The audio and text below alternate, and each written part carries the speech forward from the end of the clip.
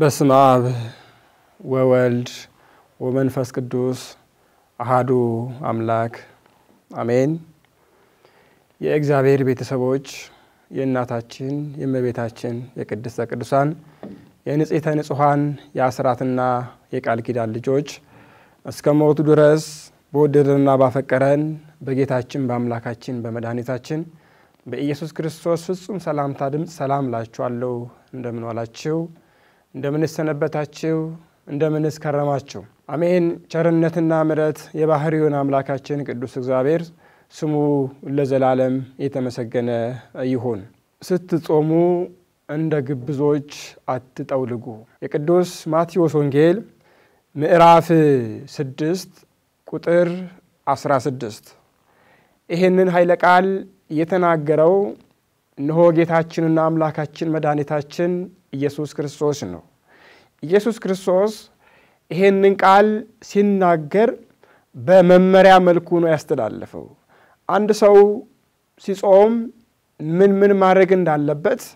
መተው ያለበትስ ምን እንደሆነ በግልጽ አውቆት እንዲጾም አምላካችን ቅዱስ እግዚአብሔር በዚህ ምዕራፍና ቁጥር ላይ እንግዲህ በግልጽ ሲናገር እንሰማለን እናስተውላለን። እንግዲህ ውድ እግዚአብሔር ቤተሰቦች እንደ ግብዞች አትጠውልጉ። ከግብዝነት ባህሪ በተለየ መልኩ ሆናችሁ ጾሙ። ግብዞች በተፈጥሯቸው የሚያሳዩት ባህሪዎች አሉ። ይሄ ፊት መጥቆር፣ ራስን ጿሚ መስሎ ለተሪዮ ለሰዎች መታየት ከነዚህ ነገሮች ሁሉ እንድንርቅ እግዚአብሔር አምላክ እንዴት አድርገን መጾም እንዳለብን ሕጉንና ሥርዓቱን ጠብቀን እንድንጾም በዚህ መልኩ ስንጾም ማግኘት ያለብን ነገር ሁሉ እናገኛለንና ይሄንን ቃል እንግዲህ አምላካችን እግዚአብሔር እንዴት አድርገን መጾም እንዳለብን እየነገረን መሆኑን ልናስተውል ይገባል ያስፈልጋል ማለት ነው። በመሰረቱ ጾም ማለት ፈቃደ ሥጋን ለፈቃደ ነፍስ ማስገዛት ማለት ነው። ፈቃደ ሥጋን የሥጋን ፍላጎት ትቶ ለነፍስ ፍላጎት ብቻ መኖር። ሥጋችን እንደምታውቁት በተፈጥሮ የሚያስበው ምድራዊ ነገርን ነው። መስራት የሚፈልገው በምድራዊ ሐሳብ ነው። መራመድም የሚፈልገው በሥጋ ሕግ ነው። የነፍሳችን ፍላጎት ግን እንደዚህ አይደለም። በውስጣችን ላይ ሁለት ተቃራኒ አካላቶች አሉ። የነፍሳችን ባህሪና የሥጋችን ባህሪ ሁለቱም ጊዜም ቢሆን አይስማሙም፣ ተለያይቶ ነው የሚኖሩትና ሰው ሲጾም የሥጋን ፍላጎት ያሸንፋል። እንዴት ሲጾም? በሕግና በሥርዓቱ መጾም ሲችል ይህንን ያሸንፋል ማለት ነው። ሐዋርያው ቅዱስ ጳውሎስም እንደነገረን በዚህ በሮሜ መልእክቱ ምዕራፍ 8 ቁጥር 13 ላይ እንዲህ እያለ ሲናገር እንሰማለን። እንደ ሥጋ ፈቃድ ብትኖሩ ትሞታላችሁ አለ። እንደ ሥጋ ፈቃዳችሁ ብትኖሩ ትሞታላችሁ፣ የሥጋን ሥራ ግን ብትገድሉ በሕይወት ለዘላለም ትኖራላችሁ ይላል ሐዋርያው ቅዱስ ጳውሎስ። ስለዚህ ጾም የሚያስፈልገው በሕጉ በሥርዓቱ ሲጾም ሰው ዘላለማዊ ሕይወት መኖር እንዲችል ነው። የሥጋን ፍላጎት ገድሎ የሥጋን ሐሳብ ትቶ የሥጋን ፍላጎት ሁሉ ግድል አድርጎ ሰው በነፍሱ እየጎለበተ ሲሄድ የዘላለም ሕይወትን በዘላለም መኖርን የሚያገኘው በጾም ውስጥ ነው ማለት ነው። ስለዚህ ሰው ሲጾም የሥጋውን ፍላጎት ይገላል፣ የነፍሱን ፍላጎት ደግሞ ከፍ ያደረገ በምድር ያለ የቅድስናን ሥራ እየሰራ ለዘላለም የሚጠቅመውን ሥራ እየሰራ ይኖራል ማለት ነው። እንግዲህ በዋናነት ጾም የሚባለው ነገር ቀደም እንዳልኳችሁ ሥጋን መግደል ነፍስን ደግሞ በሥጋ ላይ አንግሶ መኖር እንደሆነ እንዳየነው ሁሉ በሌላ መልኩ ደግሞ አጠቃላይ ጾም የሚለውን ቋንቋ በራሱ በሁለት ከፍለን ማየት እንችላለን። ጾም የሚለውን ማለት ነው። ይሄም የግል ጾም አለ፣ የአዋጅ ጾም አለ። የግል ጾም የሚባለው ጾም ምን አይነት ጾም ነው? በንስሐ አባት ትእዛዝ መሰረት አንድ ሰው በድሎ አጥፍቶ ለጥፋቱ ካሳ የሚሆን ከእግዚአብሔር ጋር የሚታረቅበት በፍጹም ልቡ በተሰበረ ልብ ሆኖ ከግብዝነት በተለየ መልኩ ጾሞ ከእግዚአብሔር ጋር ሆኖ ይቅርታን የሚያገኝበት ጾም አለ። ይሄ በንስሐ አባት የሚጾም በንስሐ አባት ሰጭነት የምንጾመው ጾም ነው። ይሄ ጾም እንግዲህ ሊጾም የሚችለው በስውር ነው። በማቴዎስ ወንጌል ምዕራፍ 6 ቁጥር 18 ላይ እንደተገለጸው በስውር ያለው አባት ዋጋህን በግልጽ ይከፍልሃል እንዳለው ዋጋችን በግልጽ ለማግኘት ዋጋችንን በግልጽ አምላካችን እግዚአብሔር እንዲከፍለን ይሄንን ጾም ስንጾም ባል ሲጾም ሚስት አታውቅም፣ ሚስት ሲጾም ባል አያውቅም። የግል ሚስጥራዊ ጾም ስለሆነ ማለት ነው። በሌላ መልኩ ደግሞ የአዋጅ ጾም የሚባል ጾም አለ። የአዋጅ ደግሞ በዚህም በትንቢተ ኢዩኤል ምዕራፍ 2 ቁጥር 15 ላይ በጽዮን መለከትን ንፉ ጾምንም ቀድሱ ጉባኤውንም አውጁ እንዳለ በጉባኤ ታውጁ አሁን ጾም ገብቷል ጾም ደርሷል ንስሐ ግቡ የተጣላችሁ ካላችሁ ታረቁ ውስጣችሁን አስተካክሉ ተብሎ በግልጽ ተነግሮ የሚጾመው ጾም የአዋጅ ጾም ይባላል እንግዲህ ቅድስት ቤተክርስቲያናችንም በዚህ መሰረት የምታጾመው በጉባኤው አውጃ ህዝቦቿን የምታጾመው 7 አጽዋማቶች አሏት ውድ እግዚአብሔር ቤተሰቦች ከሰባቱ አጽዋማት አሁን ዛሬ የጀመርነው እየጾምነው ያለነው አንዱ ጾመ ሐዋርያት ነው ይሄንን ጾመ ሐዋርያት አንዳንድ ሰዎች ሌላ ስያሜ ሰጥተውት እንሰማለን ጾመ ሐዋርያት የሚሉን የቄሶች ጾም የሚሉ ሰዎች አሉ ይሄ ቄሶች ጾም ነው የካህናት ጾም ነው አንዳንዱ ጾመ ሐዋርያትን የካህናት ጾም ይላሉ ጾመ ነቢያትን ደግሞ የሽማግሌዎች ጾም ሌላውን ደግሞ ሌላ ሰጥተው ከዛ ሁሉ ነፃ መሆን የሚፈልጉ ሰዎች አሉ ይሄ ስንፍና ነው በነገራችን ላይ ቅድስት ቤተክርስቲያን የጾም ክፍል አድርጋ አታደርግም ወደፊትም ለምን እያንዳንዱ 7 ዓመት የሞላው ክርስቲያን ሊጾሙ የሚገባው ጾም የአዋጅ ጾም የግዴታ ጾም ነው እግዚአብሔር ቤተሰቦች ምክንያቱም ጾሙም የሚያገኘው ትልቅ በረከት አለ አልጾም ሲል ጾሙ ሲቶ ደግሞ የሚያጣው ሰፊ በረከት አለ ቅዱሳን ሐዋርያቶች በመጀመሪያ ይሄንን ስለሚያውቁ ልክ አጽናኙ መንፈስ ቅዱስን እንደተቀበሉ በተቀበሉ ማግስት ያደረጉት ምንድነው የህብረት ጾም ማወጅ ነበር በጾም የሚገኘውን ጥቅም ሐዋርያቶች ያቃሉ አሁን እያንዳንዳቸው ወደ የሀገረ ስብከታቸው ሄደው የወንጌልን ሥራ ከመጀመራቸው በፊት ያደረጉት ነገር ምንድነው ጾም ማወጅ ነበር በህብረት ሆነው ጾም መጾም አለባቸው ለምን ወደ አገልግሎት ሲሄዱ የሚገጥማቸው ብዙ ችግር አለ ከነሱ መካከል በሰይፍ የሚቀላል ከነሱ መካከል ላይ ተዘቅዝቆ የሚሰቀላል ከነሱ መካከል ላይ በተለያየ ሁኔታ እያንዳንዳቸው የሚጠብቃቸው ችግርና መከራ ስላለ ያንን ለመቋቋም ምን ያስፈልጋቸዋል ጾም ያስፈልጋቸዋል ወገኔ ጾም ስትጾም በኃይል ትሞላለህ ጾም ስትጾም ኃይል ታገኛለህ ብርታት ታገኛለህ ደካማ የነበርከው ጥንካሬ ይኖርሃል አንዳንድ ሰዎች ጾም ሲባል ልክ ከአቅም ጋር የሚያገናኙ ብዙ ሰዎች አሉ እኔ ደክም ያለው መጾም አልችልም ልክ ጾም አርካሚ እንደሆነ አድርገው ምናስብ ብዙ ሰዎች አሉ ይሄ ስህተት ነው የእግዚአብሔር ቤተሰቦች ሰው በጾመ ሰዓት በበረከት ይሞላል ኃይል ያገኛል ጥንካሬ ያገኛል የመንፈስ ቅዱስ ሙላት ከእርሱ ጋር ይኖራል ማለት ነው ስለዚህ ጾሙ ይሄንን ደግሞ በመጀመሪያ አብነት ያደረጉት ምንድነው መድኃኔ ዓለም ኢየሱስ ክርስቶስ የወንጌልን ሥራ ከመጀመሩ በፊት ለ40 ቀንና ለ40 ሌሊት በገዳመ ቆሮንጦስ እንደጾመ ቅዱሳን ሐዋርያቶች ያውቃሉ ይሄንን መሰረት አደረጉ በሌላ መልኩ ደግሞ እነሱ እንደሚጾሙ አስቀድሞ ክርስቶስ ቃል በቃል ተናግሮ ነበር በዚህ በማቴዎስ ወንጌል ምዕራፍ 9 ቁጥር 15 ላይ እንዲህ ብሎ ተናግሮ ነበር በአንድ ወቅት ላይ አንድ ክፉ መንፈስ ያደረበት ሰው ወላጆቹ ይዘው ወደ ቅዱሳን ሐዋርያቶች ይዘው መጡ ይላል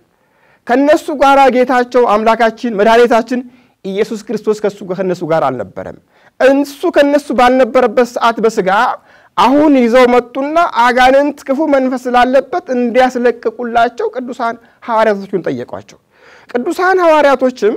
ልክ ጌታችን አምላካችን መድኃኒታችን ኢየሱስ ክርስቶስ አድርገው ያስለቅቅ እንደነበረው አጋንንት ሁሉ ለማስለቀቅ ብዙ ታገሉ ብዙ ጣሩ ሊለቅላቸው አልቻለም ነበር የሚለው በዚህ ምዕራፍ ላይም ደግሞ እንደምናየው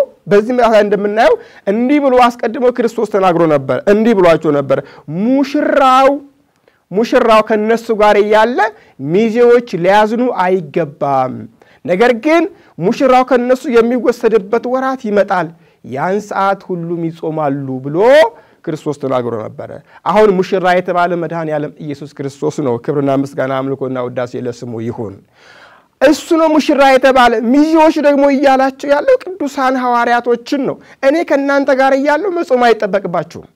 እኔ ከናንተ መለይበት ሰዓት አለ እኔ ከናንተ የሚሄድበት ሰዓት አለ ያን ሰዓት ሁላችሁም ትጾማላችሁ ብሎ በዚህ ወንጌል ላይ ለቅዱሳን ሐዋርያቶች ግልጽ በሆነ ቋንቋ ነግሯቸው ነበር ስለዚህ ክርስቶስ በ40ኛው ቀን ከነሱ አረገ በስጋ ከነሱ ተለየ ማለት ነው በ50ኛው ቀን አጽናኙ መንፈስ ቅዱስ ልኮላቸው በቀጣዩ ቀናት ደግሞ አሁን በስጋ ከነሱ ሙሽራው የተባለ ክርስቶስ ሲለይ ሚዜዎች የተባሉ ቅዱሳን ሐዋርያቶች ጾምን አወጁ እሱ በነገራቸው መሰረት ማለት ነው ጾማቸውንም ባንደ ላይ ጨረሱ ጾሙ ካለቀ በኋላ ያንዳንዳቸው ወደ የክፍለ ሀገር ወደ የሀገረ ስብከታቸው ሄደው በሄዱበት ሁሉ ውጤታማ ሆነው መያዝ ባለባቸው ሁሉ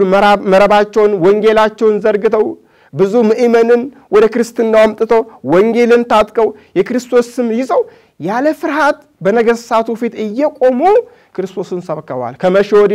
መንፈስ ቅዱስን ከተሞሉ ቀጥሎ ደግሞ ጾማቸውን ከጾሙ በኋላ ጾም ማለት ነው ብርታትና ጥንካሬ ይሰጣል ፍርሃትን ያስወግዳል የእግዚአብሔር ቤተሰቦች ስለዚህ ከጾሙ በኋላ ያለምንም ፍርሃት ወንጌልን ታጥቀው ወደ ዓለም ተሰማርተው የክርስቶስን ወንጌል ሰብከዋል አስተምረዋል ማለት ነው ስለዚህ እያንዳንዳችን ይሄን ጾም ወደ ህይወታችን ሲመጣ ግዚያውን ጠብቆ ወደኛ ሲመጣ የተለያየ ስያሜ ከመስጠት ይሄ እኔን አይመስልም ይሄ እኛን አይመለከትም ይሄ የእንትና ነው ይሄ እንትናን ይመስላል የሚለውን ቋንቋ ትተን ብንጾም በተለይ ለትዳር ያሰባችሁ እህት ወንድሞቻችን ወደ ትዳር ከመግባታችሁ በፊት በጾም እግዚአብሔርን የምትጠይቁ ውጤታማ ያደርግላችኋል ወደ ስራ ከመግባታችሁ በፊት በጾም እግዚአብሔርን ብትጠይቁ መልስ እግዚአብሔር ይሰጣችኋል ለያንዳንዱ ለምትጀምሩት ሁሉ ነጋዴ ወደ ንግድ ከመግባቱ በፊት በሱባኤ ተወስኖ በጾም ለክ እንደ ቅዱሳን ሐዋርያት ይሄ ጾም ስራ መግቢያ ስለሆነ ጾማችሁ በሱባኤ እግዚአብሔርን ብትጠይቁ ሄዳችሁ ነግዳችሁ ማትረፍ ትችላላችሁ ምክንያቱም እግዚአብሔር ያለበት ቦታ ኪሳራ የለም እግዚአብሔር ባለበት ህይወት ሁሉ ኪሳራ አያጋጥምም እግዚአብሔር ባለበት ሁሉ ሰላምና ፍቅር የሰፈነ ነው የሚሆነው ይሄ እንዲሆን በመጀመሪያ ህይወታችን ሀብለን ስንጀምር በጾምና በጸሎት እግዚአብሔርን እንጠይቀው ያንሳት የጨበጥነው ነገር የተባረከ ይሆናል የያዝነው ነገር የተቀደሰ ይሆናል የምንሰራው ስራ ሁሉ ለበረከት ይሆናል እንዲህ ሲሆን ፍሬያማ እንሆናለን ማለት ነው የቀደሙት አባቶቻችንም ይሄን አድርገው ተጠቅመውበታል ምክንያቱም ጾም ሲባል እንዳጠቃላይ ብዙ ነው ጥቅሙ ከነሱ መካከል ለምሳሌ ጾም የሥጋና የነፍስ ስውር አደጋ መከላከያ ነው ስውር አደጋ መከላከያ ነው አይታችሁ ከሆነ አንድ ሞተረኛ በሞተር ሲሄድ ከላይ አደጋ መከላከያ ይጠቀማል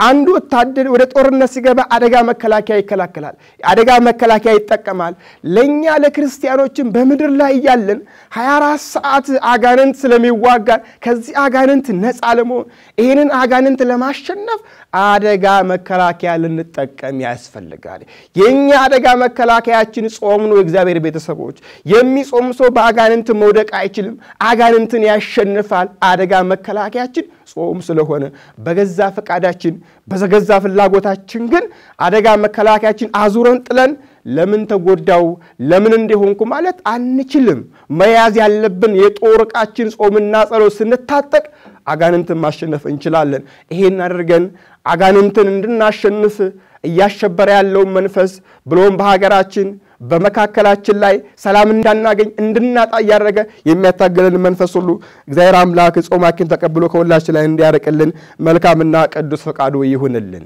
ለምሳሌ በዚህ በአንደኛ ነገሥት ምዕራፍ 19 ቁጥር 7 ላይ ስንመለከት ኤልያስን እናያለን ኤልያስ በአንድ ወቅት ላይ በጠላቶቹ ሊገሉበት ሰይፍ አነሱበት ይላል ሰይፍ ሲያነሱበት ከእግዚአብሔር በመጣ መልእክት ከእግዚአብሔር በተላከ መልአክ አማካኝነት ኤልያስ እንዲጾም ታዘዘ ጾሟል በጾሙ ምክንያት ከዛ ከሰይፍ ኤልያስ አመልጧል በሕይወታችሁ ስንት አይነት ሰይፍ አለ ስንት አይነት ችግር አለ ስንት አይነት መከራ አለ እያንዳንዳችን እናውቀዋለን በኑሯችን ውስጥ ሁሉ እያንዳንዱ ስንት አይነት ሰይፍ አለ ይሄንን ለማለፍ የእግዚአብሔር ቤተሰቦች ጾሙ እያንዳንዳችን ይመለከታል በረከትን ይዞ ይመጣል ሰላምን ይፈጥራል ችግርን ያርቃል መረጋጋትን ያመጣል ለዚህ ሁሉ መፍትሄው ለያንዳንዱ ችግሩ እንዲወገድ ከፈለግን ልንጾም ያስፈልጋል ለኛም ለሀገራችንም ሰላም እንዲሆን ሰላም እንዲበዛልን ለዛ ነው በዚህ በትንቢተ ዳንኤል ምዕራፍ 3 ቁጥር 1 ላይ ቁጥር 1 ጀምሮ ስንመለከት የነነዌ ሰዎችን ታሪክ እናገኛለን ነነዌ ሀገር የተፈረደባት ከተማ ናት እንድትጠፋ እንድትወድ ህዝቦቿም እንዲሞቱ የተፈረደባቸው ህዝቦች ናቸው ነገር ግን ታሪኩን ታውቁታላችሁ በስተመጨረሻ እግዚአብሔር እንዲታረቃቸው እግዚአብሔር ከነሱ ጋር እንዲሆን ለ3 ቀን ብቻ ጾም ታወጀ ጾሙ በ3 ቀን ጾም ታሪክ ተቀየረ የመጣው እሳት ተመልሷል ያጡትን ሰላም ተመልሶላቸዋል ችግር የነበረው ሁሉ ተወግዷል ዛሬም አሁን ጾመ ሐዋርያት እየጾም ነው ሀብለን ጀምረናል በዚህ ጾም ውስጥ ሳንከፋፈል በፍጹም ልብ በተስተካከለ ማንነት ከፈሪሳዊነት ከግብዝነት በተለየ መልኩ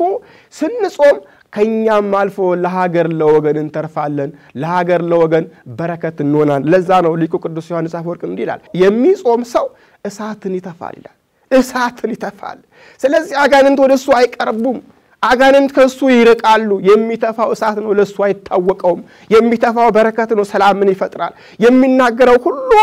ለሀገር ለወገን መድኃኒት ይሆናል ይሄ ሁሉ የጾም ውጤት ነው ወገኖች ጾም በህይወታችን ላይ ትልቁን ሥራ የሚሰራው አደጋ መከላከያ ሆኖ እኛን ከመከራ የሚጠብቀን ነውና በገዛ ፈቃዳችን አደጋ መከላከያችን አረቀን ጥለን በአደጋ ውስጥ ብንወድቅ ችግሩ የኛ ነው ስለዚህ ካለብን ነገር ሁሉ እንድንመለስ በጾም እንድንመላለስ በፍጹም ልባችን ከሱ ጋር መታረቅ እንድንችል ጾማችን እንዲቀበልን የእርሱ አምላካችን መልካምና ቅዱስ ፈቃዱ ይሁንልን በሌላ መልኩ ደግሞ ጾም አጋንንትን ድል ማድረጊያ ነው ወገኖች የሚጾም ሰው አሁን እያንዳንዳችን በሀገራችንም በትዳራችንም በስራ ቦታችን በተለያየ ቦታ ላይ ብቻ አሁን እያሸበረ ሽብር እየፈጠረ ያለው ማን ነው ካላችሁ ክፉ መንፈስ ነው አጋንንት ነው አጋንንትን ደግሞ ድል ማድረግ የሚቻለው ምንድነው በጾም ነው የሚጾም ሰው በአጋንንት መውደቅ አይችልም ክፉ መንፈስ ከራው ላይ ማስወገድ ይችላል ጾም ላይ ያንዳንዱ ነገር መፍትሄ ነው የሚጾም ሰው አጋንንትን ያሸንፋል ያለበለዚያ ግን ከባድ ነው የሚሆነው ስንጾም ብዙ ነገር እናተርፋለን መጾም ሳንችል ደግሞ በተለያየ ምክንያት አንዳንድ ሰዎች አለን ጾም ሲመጣ እኔ ጨጓራ አለብኝ እኔ ጋስትሪክ አለብኝ እኔ እንዲህ አይነት ችግር አለብኝ እኔ መጾም የለብኝም እንዳውም ይሄ እንዲህ ነው በተለያየ ቋንቋ ብቻ መጾም የማንፈልግ ትንሳኤው ሲመጣ ክርስቲያን ይበዛል በዘመነ ትንሳኤ ብዙ ክርስቲያን ነበር አሁን ጾም ሀበለን ስንጀምር ደግሞ ክርስቲያን ይቀንሳል ምክንያቱም አሁን ክርስቲያን በክርስትናነቱ ክርስቲያን እንደሆነ የሚለየው በተግባር ነው በፋሲካውማ ክርስቲያን ብዙ እኮ ነው ስለዚህ እያንዳንዳችን አሁን ይሄ የመጣው የጀመርነው ጾም ለእያንዳንዳችን ህይወት ጠቃሚ ነው መከራ ሳይሆን ሰላምን ፈጣሪ ነውና እያንዳንዳችን ጾመን በረከት ልናተርፍ ይገባል ያስፈልጋል ማለት ነው ባለመጾሙ አዳም ያጣውን ጸጋ ታቃላችሁ አዳም ምክንያቱም በዚህ በኦሪት ዘፍጥረት ምዕራፍ 2 ቁጥር 17 ላይ አዳም አትብላ ተብሎ ነበር በነገራችን ላይ ጾም የሚለውን ቋንቋ 10ቱ ህግጋት ሳይሰጡ በፊት ከ10ቱ ህግጋት ኦሪት በፊት በህግ መልክ የተሰጠ ህግ ምንድነው ካላችሁኝ ጾም ነው አትብላ ማለት ህግ ነው ብላ ማለት ህግ ነው አዳም አትብላ ተብሏል አዳም አምላካዊን ቃል መጠበቅ ስላልቻለ ምን አጣ ጸጋው ተገፈፈ ምን አጣ ሰላሙን አጣ ምን አጣ ደስታው ከሱ ተገፈፈ ራቁቱን ሆነ ብቸኛ ሆነ ወደ ምድረ ፋይድ ወረደ ለ5500 መከራ ስንቀበልበት የነበረው ችግር ያንዳንዱ ይሄ ነው ትዛዝ ካለ መቀበል ትዛዙ ደግሞ ጾም ነው ዛሬ አናውቀውም እንጂ ጾም የተውኑ ሰዎች ጸጋችን ተገፏል እያንዳንዳችን አላስተዋልንም እንጂ ጸጋችን ተገፏል መጾም ያልቻልን ሰዎች ጾም የተውኑ ሰዎች እያንዳንዳችን ሰላማችን አተናል የነበረው ደስታ ከኛ ረቋል እንበላለን ሰውነታችን ላይ የሚታይ ነገር የለም እንጠጣለን አንረካም ምክንያቱም ይሄ የምናደርገው በራሳችን ፈቃድ ስለሆነ ልክ ታስታውሱ ከሆነ ዳንኤል በዛ በእስር ቤት ሆኖ ወይንም በሌላ መልከም እና ሶስለስቱ ህፃናት እንዳደረጉት ሁሉ ሳይበሉ ከነሱ ተሽለው እንደተገኙት ዛሬ እያንዳንዳችን እንበላለን ጾም ሲባል እያንዳንዳችን ከዚህ ህይወት ርቀን በሌላ መልከ የምንመለከት ሰዎች አለ ይሄ ግዴታ ነው ክርስትና ነው ስለዚህ ጸጋችን ከኛ ጋር እንዲኖር በሰላም እንድንኖር ደስታችን ከኛ ጋር እንዲኖር በተቻለ መጠን ለአምላካዊ ህግ ታዘን ህጉና ስርዓቱን ጠብቀን ታዘን ልንጾም ይገባል ያስፈልጋል እንዴት ከግብዝነት በተለየ መልኩ ራሳችን አስተካ አንዱ ሳይንቅ አንዱን ሳይተች የተጣላ ካለ በመታረቅ ችግር ካለ ችግርን አስወግዶ የበደለ ወንድሙ ካለ ክሶት ወደ ጾም ልንመጣ ይገባል ያስፈልጋል እንዴ ሲሆን ጥያቄያችን መልስ እናገኛለን ሰላማችን ይበዛል ከኛ የጣፋው ነገር ሁሉ ወደኛ ይመለሳል ችግሮቻችን ሁሉ ተወግደው ሰላም ይበዛልናል ማለት ነው። ስለዚህ ይሄንን አድርገን በሕጉና በሥርዓቱ ጾመን ጾማችን እግዚአብሔር አምላክ ተቀብሎ የጀመርነውን ሥራ የጀመርነውን ትዳር የጀመርነውን ሰላም የጀመርነውን እያንዳንዱ እንቅስቃሴ የጀመርነውን እያንዳንዱ የንግድ ሥራችን ሁሉ እግዚአብሔር አምላክ ሁሉን አከናውኖ ለበረከት እንዲያደርግልን የአምላካችን መልካምና ቅዱስ ፈቃዱ ይሁንልን። ስትጾሙ እንደ ግብዞች አትጠውልጉ። ከግብዝነት በተለየ መልኩ ጾሙን ለስርየት እንዲያደርግልን በተለይ ደግሞ ለነፍሳችን ዛሬ ስንቶቻችን ብዙዎቻችን ማረፍ እንፈልጋለንና አሳራፊው ጌታ ሁላችንም በምሕረቱ በቸርነቱ እንዲያሳርፈን ሰላሙን እንዲያበዛልን የአምላካችን መልካምና ቅዱስ ፈቃዱ ይሁንልን። ጾማችንን ለበረከት ለስርየት አድርጎ ይቀበልልን። ያስተማረን የመከረን የገሰጸን የአባቶቻችን አምላክ ስሙ ለዘላለም የተመሰገነ ይሁን። የእመቤታችን አማላጅነት የቅዱሳን ጻድቃን ተራዳኢነት የአባቶቻችን ጸጋና በረከት ከሁላችን ጋር ይቆየን። ወስብሐት ለእግዚአብሔር።